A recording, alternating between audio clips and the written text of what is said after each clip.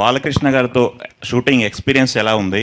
అలానే బాలకృష్ణ గారి షోలో ఎన్టీఆర్ గారి పేరు మర్చిపోయారని చెప్పేసి నిరసన వ్యక్తం చేశారు ఫ్యాన్స్ సోషల్ మీడియాలో. అది మీ దృష్టికి వచ్చి ఉంటుంది కదా, ఇద్దరితో వర్కింగ్ ఎక్స్పీరియన్స్ ఎలా ఉంది? ఫ్యాన్స్కి ఏం చెప్పదలుచుకున్నారు? నేను అంతకుముందు కూడా చెప్పానండి, బాలకృష్ణ గారితో తారక్ గారితో అంటే ఎంతమందికి దొరికితో తెలియదు అదృష్టం. రామారావు గారి అబ్బాయితో అండ్ మనవడితో చేయటం. సో జయలవకుశ తారక్ గారితో చేసింది నా లైఫ్లో బిగ్గెస్ట్ అచీవ్మెంట్గా నేను ఎప్పుడు ఫీల్ అవుతుంటాను.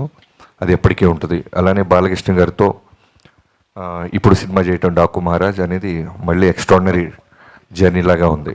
సో ఇద్దరిలో కామన్ పాయింట్స్ చాలా ఉంటాయి. బట్ మొన్న ఎవరు అడిగినప్పుడు నేను చెప్పింది ఏంటంటే, ఫ్యాన్స్ని చాలా ఓన్ చేసుకుంటారు. అంటే వాళ్ళ ఫ్యామిలీలో జరిగిన ఇన్సిడెంట్స్ అయి ఉండొచ్చు, ఎవరైనా వాళ్ళు జర్నీ చేస్తుంటే ఫంక్షన్లకు వచ్చి వెళ్తున్నా, లేదు బాలయ్య బాబు గారు కూడా షూటింగ్ ఎవరైనా ఆయన దూరంలో మేము జైపూర్లో ఉన్నప్పుడు వచ్చిన, మారేడుమిల్లి ఉన్నప్పుడు వచ్చిన ఆయన కోప్పడుతుంటారు. ఏంట్రా అంటే దాని రీజను, ఇంత జర్నీ చేసి వచ్చారు వాళ్ళు సేఫ్కి వెళ్తారా లేదా అని. సేమ్ తారక్ గారు కూడా మేము పూణేలో చేస్తున్నప్పుడు ఫ్యాన్స్ ఎవరైనా వస్తుంటే మ్యాక్సిమం అవాయిడ్ చేసేవాళ్ళు. ఏంటంటే ఓ రోజు చెప్పారు, బాబీ మనం అంతా ఇక్కడ కంఫర్టబుల్గా ఉంటాం, వాళ్ళు పాప నాతో ఫోటో దిగటానికో లేదా నాతో దూరంగా చూడటానికి వస్తుంటారు, మళ్ళీ వాళ్ళు వెళ్ళేదాకా నాకు బ్యాక్ ఆఫ్ ద మైండ్ అది ఉంటుంది అని. సో నాకైతే ఈ రెండు కామన్ పాయింట్స్ చాలా బాగా అనిపించినాయి. అంటే బాబీ గారు ఒక్క నిమిషం, బాబీ గారు అదే ఈ షోలో ఎన్టీఆర్ పేరు ప్రస్తావించొద్దని ముందే మీకు సజెస్ట్ చేశారని తెలిసింది, అది నిజమేనా? ఏంటి? అంత డ్రామా జరగలేదండి, దాన్ని కవర్ చేయాల్సిన అవసరం కూడా లేదు. అవి ఏమి లేవు. అంటే కావాలి స్లైడ్ అయిన ఫొటోస్ని అడిగారు బాలయ్య బాబు గారు, వాటికి నేను సమాధానం చెప్పాను. అంతే జరిగింది.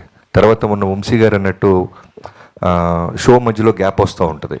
ఆ గ్యాప్ మధ్యలో ఒక క్యారెక్టర్ ఏదన్నా ఏదో ఒక సినిమా ఒకటి ఏదన్నా ఇలా ఉన్న సినిమాలో మా తారక్ అయితే చాలా బాగుంటాడు అని నాతో వంశీ గారితో అన్నారు ఆయన. అది అంటే రికార్డెడ్ ప్రోగ్రామ్ కాకపోవడం వల్ల అది బయటికి రాలేదు అంతే. తర్వాత ఆయనకి జైలోకుశ అనే సినిమా చాలా ఇష్టం. సో దాని గురించి కూడా నాతో 2-3 సార్లు మాట్లాడారు. సో అవేమీ లేవు. అనవసరంగా చిన్నదాన్ని మనమే పాపం అనవసరంగా ఒక ఫ్యామిలీ ఇష్యూని మనం పెద్ద చేస్తుంటాం అంతే. బాబీ గారు ఒక్క క్వశ్చన్ అండి. ట్రైలర్ చాలా బాగుంది, ఎమోషనల్ టచ్ ఉంది, కానీ అంటే మీరు కూడా ఎక్స్పెరిమెంటల్ కట్ చేశాను అన్నారు ట్రైలర్ని. బాలకృష్ణ ఫ్యాన్స్ బీసీ సెంటర్స్ వాళ్ళందరూ డైలాగ్స్ ఎక్స్పెక్ట్ చేస్తారు. ఆ డైలాగ్స్ లేకుండా మీరు ట్రైలర్ కట్ చేశారు. ఇది మీ ఐడియానా లేదు అంటే బాలకృష్ణ గారు చెప్పారు? బాలకృష్ణ గారు ఏది చెప్పరు బ్రదర్, మళ్ళీ మళ్ళీ చెప్తున్నా, కంప్లీట్లీ నా ఐడియాలజీయే.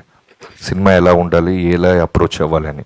సో ఫ్యాన్స్ దగ్గరికి తీసుకెళ్లే ముందు నేను చెప్తుంటాను కదా, ఫస్ట్ మన వంశీ గారికి చూపిస్తా. ఆయన రియాక్షన్ బట్టి నాకు అర్థమైపోద్ది. ఎందుకంటే అక్కడ ఉన్న ఫ్యాన్స్ కన్నా డై హార్ట్ ఫ్యాన్ అయినా, చాలా హార్డ్ కోర్.